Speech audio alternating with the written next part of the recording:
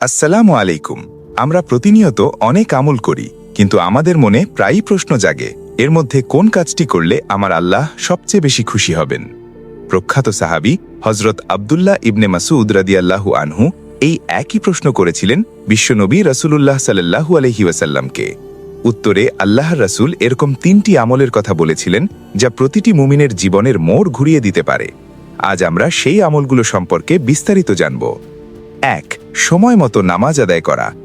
আল্লাহর কাছে প্রিয় আমলের তালিকার একদম শীর্ষে রয়েছে সময় মতো নামাজ আদায় করা।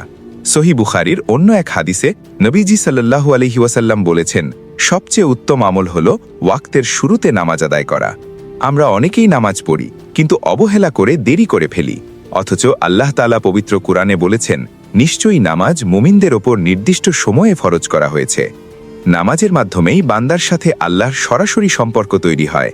তাই দিনের শুরুতে এবং কাজের ব্যস্ততায় নামাজের সময়কে সবার আগে গুরুত্ব দেওয়াই হল প্রকৃত মুমিনের বৈশিষ্ট্য। 2. বাবা মায়ের সঙ্গে উত্তম আচরণ। নামাজের পরেই আল্লাহর কাছে সবচেয়ে প্রিয় আমল হল বাবা মায়ের সঙ্গে উত্তম আচরণ ও তাদের খেদমত করা। এটি এতটাই গুরুত্বপূর্ণ যে ইসলামে এটিকে জিহাদের চেয়েও বেশি প্রাধান্য দেওয়া হয়েছে অনেক ক্ষেত্রে। হাদিসে এসেছে, এক ব্যক্তি রাসূলুল্লাহ সাল্লাল্লাহু আলাইহি ওয়াসাল্লামের দরবারে এসে বললেন, আমি হিজরত ও জিহাদের জন্য আপনার হাতে বায়াত হতে চাই এবং এর বিনিময়ে আল্লাহর কাছে পুরস্কার চাই। রাসূলুল্লাহ সাল্লাল্লাহু আলাইহি ওয়াসাল্লাম তাকে জিজ্ঞেস করলেন, তোমার বাবা মায়ের কেউ কি জীবিত আছেন? সে বলল, জি, তারা উভয়ই জীবিত।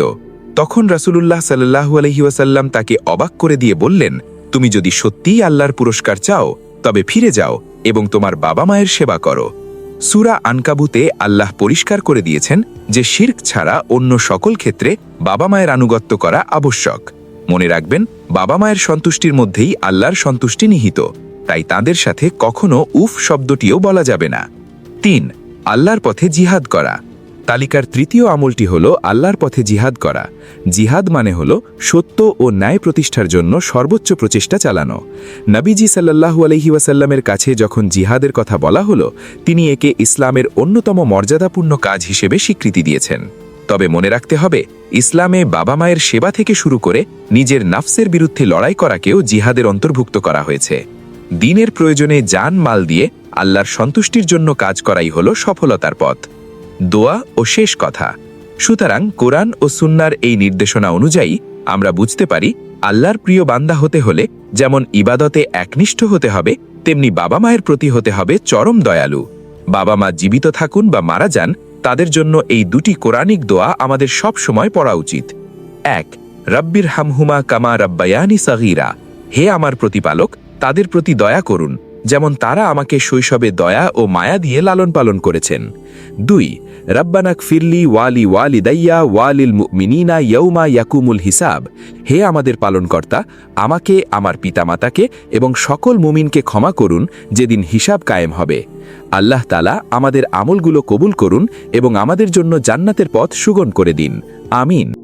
সম্মানিত দর্শক, আজকের এই ভিডিওটি যদি আপনার সামান্যতম উপকারে আসে বা আপনার মনে ঈমানি শক্তি যোগায়, তবে ভিডিওটিতে একটি লাইক দিতে ভুলবেন না। আপনার বাবা মায়ের জন্য একটি দোয়া অথবা আমিন লিখে কমেন্ট করুন। আপনার একটি ছোট কমেন্ট আমাদের কাজ করার উৎসাহ বাড়িয়ে দেয়।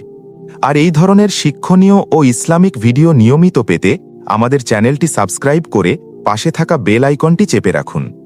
ভিডিওটি শেয়ার করে আপনার বন্ধুদেরও এই সওয়াবের অংশীদার হওয়ার সুযোগ করে দিন। আল্লাহ আমাদের সবাইকে দ্বীনের পথে কবুল করুন। দেখা হবে পরবর্তী ভিডিওতে ইনশাআল্লাহ। আসসালামু আলাইকুম ওয়া রাহমাতুল্লাহ।